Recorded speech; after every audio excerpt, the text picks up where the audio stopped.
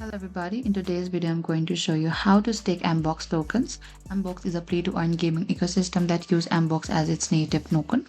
Staking Mbox means locking your tokens to earn rewards APR instead of just holding them.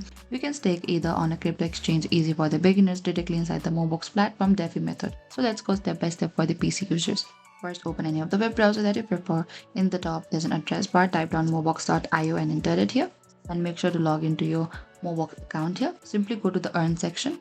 Once you reach into this interface, in the top right corner we can find this icon here. Select this icon. You can go to any of the box wallet that you prefer.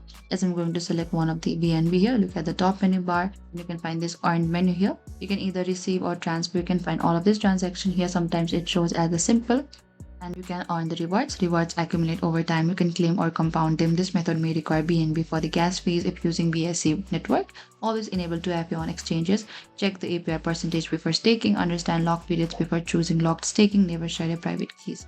And thank you for watching this video. I hope I could help you. Don't forget to like, share and subscribe.